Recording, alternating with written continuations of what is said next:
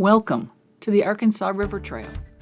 This incredible route takes you on a scenic ride through Little Rock and North Little Rock, crossing iconic bridges, passing historic landmarks, and offering stunning river views along the way. From smooth scenic stretches to a few unexpected challenges, this trail has a little bit of everything, so let's get rolling. The scenic loop is 15.6 miles. But if you ride the entire trail system, it stretches 22.7 miles in total. We're kicking off our ride at the Big Dam Bridge, the longest pedestrian and bike bridge in the U.S., built solely for non-motorized use. At 4,226 feet long, it rises 90 feet above the river.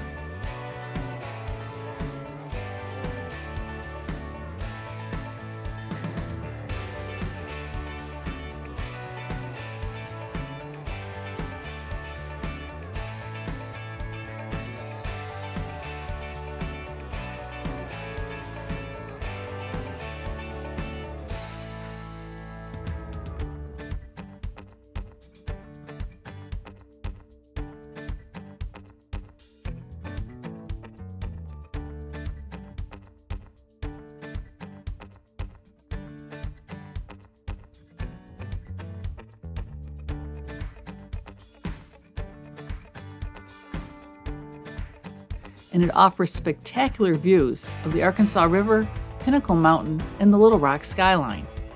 At night, the bridge glows with color-changing LED lights, making it a popular spot for night riders. Unfortunately, we had a cloudy day and a forecast for rain, but that wasn't going to stop us from getting out and enjoying the ride. So, how did the Big Dam Bridge get its name? Because it's built on top of the Murray Lock and Dam, making it quite literally a big dam bridge. The name started as a joke during construction, but stuck, and now it's one of the most recognized bridges in the region.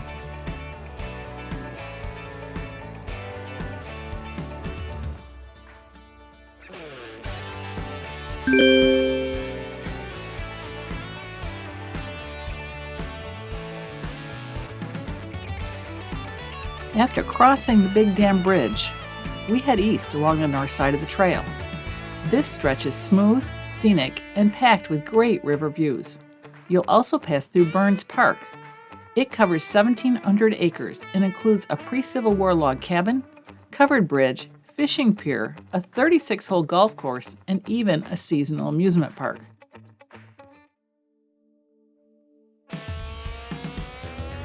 Before long, the skyline of Little Rock starts to come into view. The Arkansas River Trail is a great way to explore the city while staying on two wheels, with plenty of spots to stop, rest, and soak in the sights.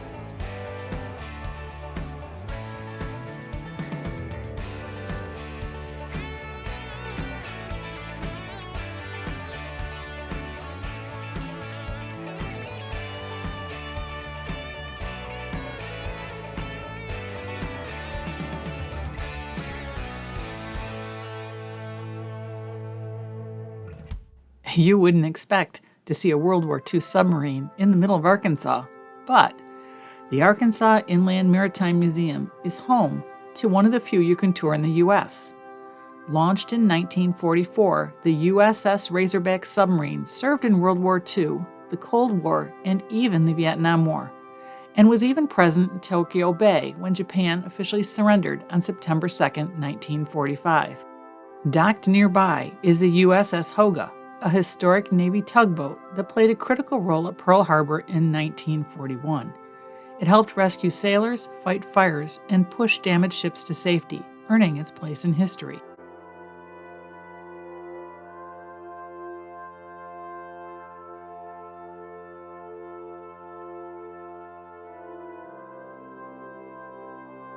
Soon, we reach the Clinton Presidential Park Bridge.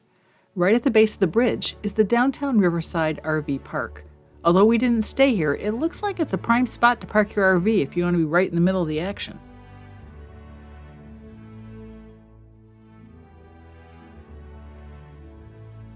Originally built in 1899, this bridge was once a railroad crossing known as the Rock Island Railroad Bridge. It was converted into a pedestrian and bike bridge in 2011 and renamed as part of the Clinton Presidential Center. At 1,614 feet long, it connects North Little Rock to Little Rock, and like the Big Dam Bridge, it's beautifully illuminated at night.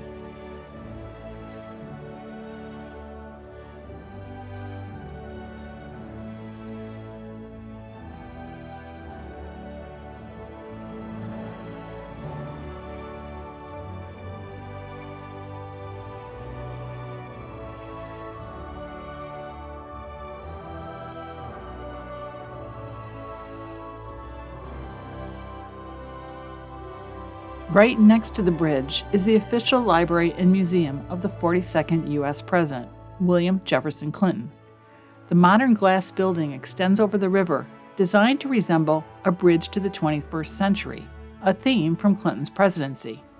One of its most famous exhibits is the full-scale replica of the Oval Office, decorated exactly as it was during Clinton's presidency. The surrounding Clinton Presidential Park is worth checking out if you have some time.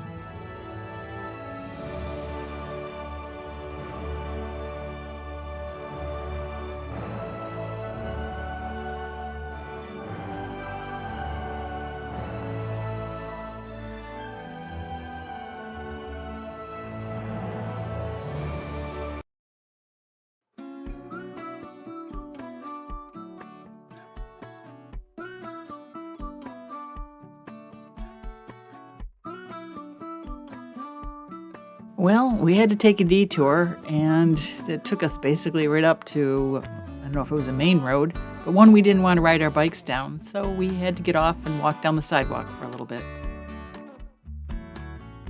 This side of the trail was definitely a lot harder to navigate.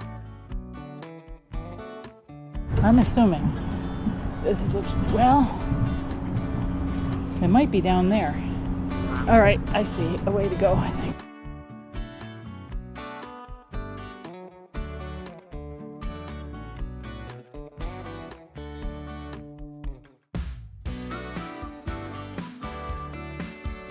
Junction Bridge, originally built in 1884 as a railroad bridge, has a vertical lift mechanism that could be raised 38 feet so trains could pass over, while large boats and barges passed underneath. In 2008, it was renovated into a pedestrian and bike bridge, and while the lift span is now permanently fixed in place, it still retains its original design. The views from the top are supposed to be fantastic, and I wish we'd stop for a photo.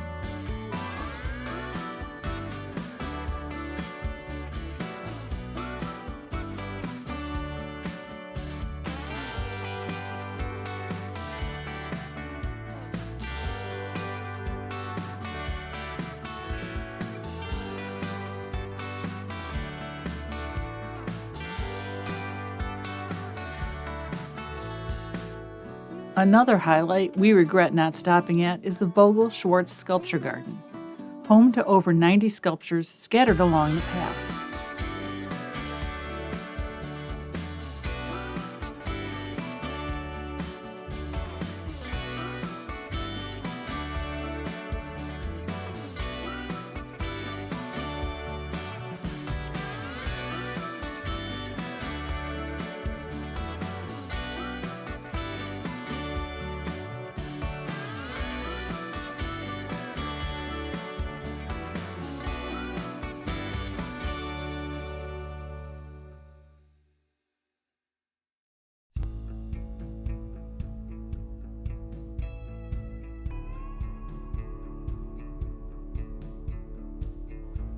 Navigating this side of the trail was certainly more challenged, but if you look back at the map, there was a break in the trail, and some areas weren't well marked, so we had to figure out the correct route as we went. I just kind of tried to keep the river on my right-hand side as a guide.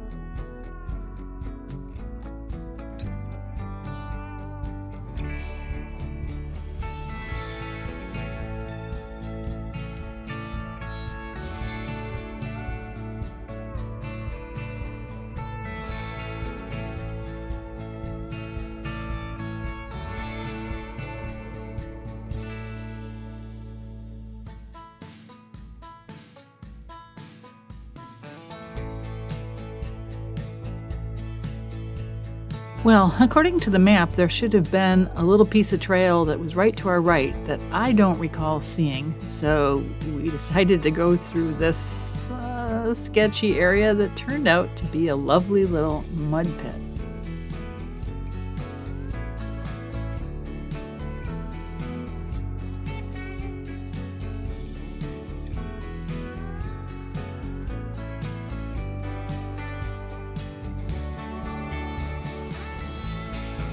It had rained pretty hard the day before, so this was really deep mud, and I just got stuck in it. I had to get out and walk. Ugh, what a mess.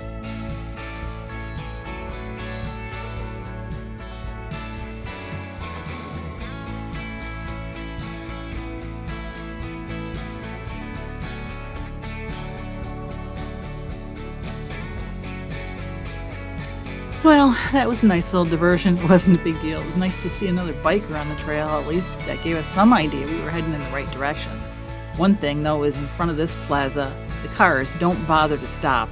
This was like the fourth one that went right in front of us. So you can't assume they'll stop for you.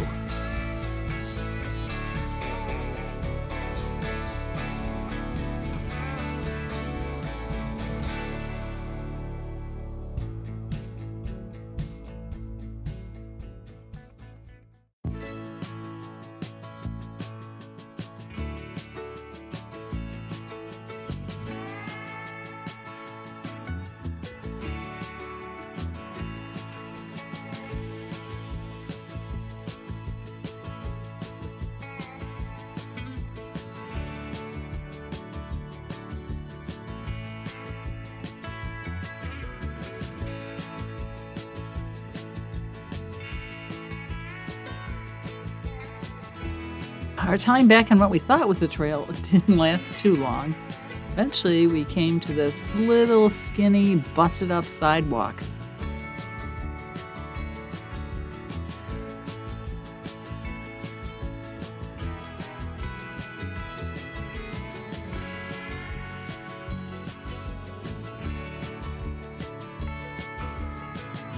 Well, after riding through this for, I don't know, half a mile or a mile, it ended, and we had to jump on the road.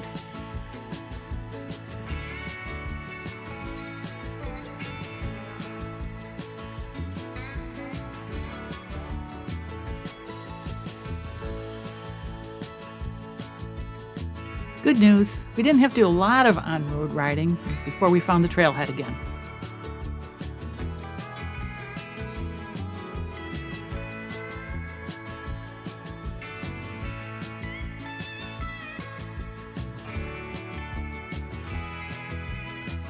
For the next few miles back to the bridge, we went past a golf course and a couple of parks.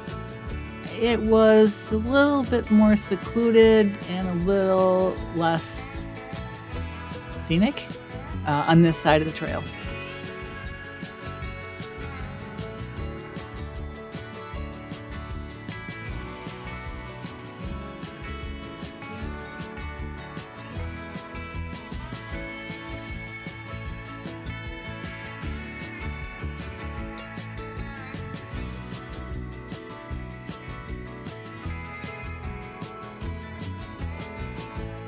Well, here we are, back at the Big Dam Bridge.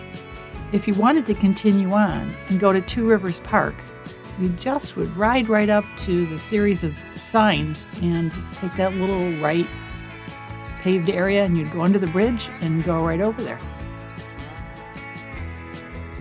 We didn't go over there, but that's where you'll find the remaining 7 miles of trail.